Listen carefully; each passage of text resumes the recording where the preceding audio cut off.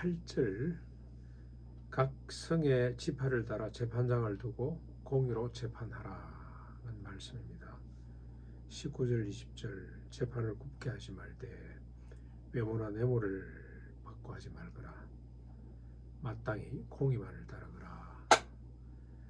그리하면 하나님께서 주신 땅에 오랫동안 복되게 살 것이다. 땅을 차지할 것이다. 이미 땅은 차지하기로 되어 있지 않습니까? 그 땅에 들어가서 하나님의 뜻을 펼치며 열국을 복되게 하는 그런 민족이 될 것이다. 그런 뜻입니다. 특별히 뇌물은 지혜자의 눈을 어둡게 하고 의인의 말을 굽게 한다. 뇌물의 특성에 대해서 그렇게 잘 설명을 하고 있습니다.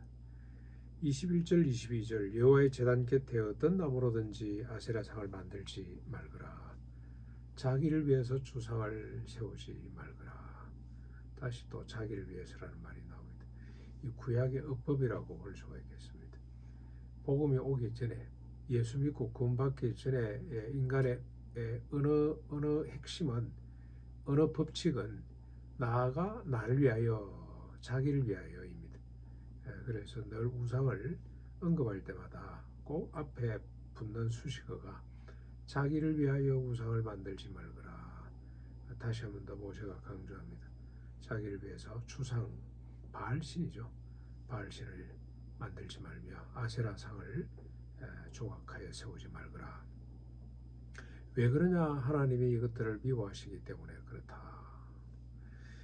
그 다음에 우리 17장 1절입니다. 소나 양을 제물로 드릴 때 흠이나 악질이 없는 것을 드리도록 해라.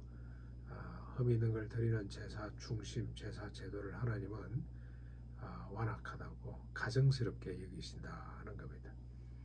2절부터 쭉 7절까지 말씀은 성 중에 남녀가 언약을 어기고 하나님과 맺은 언약을 어기고 다른 신들이나 이를 성신을 섬긴다면 두세 사람의 정인을 내세워서 먼저 정인이 나서고 그리고 나머지가 나서서 돌로 쳐 죽여라. 우상 숭배하는 것 이렇게 엄하게 금지하고 있습니다. 그렇게 해서 성중의 악을 제거하거라. 여러분 이 종교라고 합니다만은 그 당시로서는 뭐 학문이고 사상이고 문화고 그런 거죠. 사람을 악하게 만드는 것, 사회 전체를 악하게 만드는 것, 그 시작이 이 우상들로부터 시작이 된다. 그 우상을 또 파악해 보면 자기를 위하여 자기의 욕망이라는 것이 개인을 악하게 만들 뿐만이 아니라 성을 그 지역을 악하게 만들고 나아가서는 역사를 악하게 만드는 주범이라 그렇게 이해를 하시면 되겠습니다.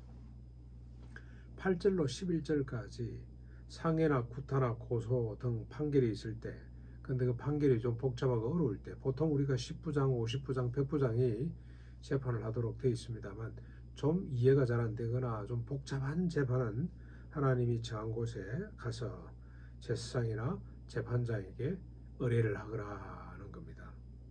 근데 그때 제사장이나 재판장이 판결의 기준으로 삼아야 될 게 뭐냐? 율법입니다. 하나님이 주신 율법 613가지를 기초로 해서 판결을 하도록 그렇게 규정을 합니다. 그러면서 그 판결에는 좌로나 우로나 치우치지 않고 그대로 하고 또 이 판결에 대해서 그대로 순종을 하거라. 가타부타 이유를 대지 말고 한다 못한다 핑계 대지 말고 그대로 그 판결에 대해서 순복하도록 하고 있습니다. 12절 13절 만약 이렇게 판결을 했는데 말씀을 쫓아 공정하게 재판을 했는데 승복하지 않을 때 어떻게 해야 되냐? 그 사람을 죽여라. 그래서 온 백성이 성중의 사람들이 두렵게 해서 이스라엘 가운데 악을 제거하도록 하거라. 그래서 여러분 판결이 잘못되면 지금으로 치면 사법이 제대로 서지 못하면 세상은 무너지는 거죠. 세상이 악해지는 겁니다. 여러분 오늘 우리 현실을 보면 우리 예수 믿는 사람들이 정신 바짝 차려야 됩니다. 지금 뭐 일부에서는 사법개혁이라는 말 특별히 사법의 핵심이라고 할 수 있는 검찰개혁을 들고 나오는데 정말 이거는 언제든지 이 시대뿐만이 아니라 우리 예수 믿는 사람들이 소금과 빛의 역할을 감당하는 것 중에 하나가 이 사법부를 견제하는 것. 재판이 공정하게 처리되도록 하는 것. 그래서 여러분 모세율법에는 재판에 관련된 법들이 꽤 많이 나옵니다. 판사들아, 재판관들아, 정신을 똑바로 차리고 공정한 재판을 하거라. 그래야만이 하나님의 언약이죠. 너희들이 복을 받고 열국을 복되게 하는 아름다운 역사가 펼쳐질 것이다라고 말씀을 계속 반복해서 합니다. 오늘 한국 사회도 사법계가 무너졌습니다. 어느 정도냐? 제가 직접 경험을 했습니다. 검사가 위조라면 위조입니다. 마지막 한 구절 몇 단어 이거 당신이 위조한 거 맞지? 검사가 주장을 하면 위조죄가 되는 겁니다. 그만큼 이 검사를 견제할 어떤 방법이 없다는 거고, 그만큼 검찰들이 권력을 갖고 지금 부패하고 타락해석하고 있다는 거 우리가 잘 알아야 됩니다.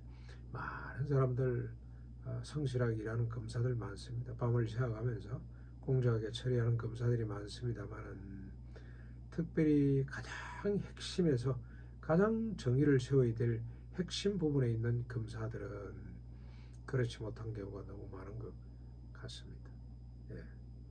어떤 사람은 백몇십 번 가택 수색이죠. 가택 뭐라 그럽니까? 그걸 집행 뭐 하고 어떤 사람은 아무 부르지를 않고 이게 공평하다고 할 수가 있겠습니까?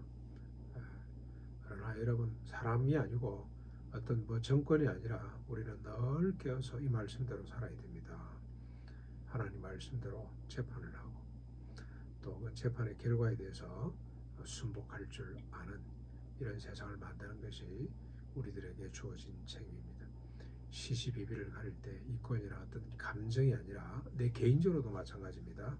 하나님 말씀에 기준을 내서 판단하고 가부를 결정하고 시시비비를 가리고 그리고 순복하고 행동할 수 있는 이런 영성을 갖기를 주님의 이름으로 축원합니다.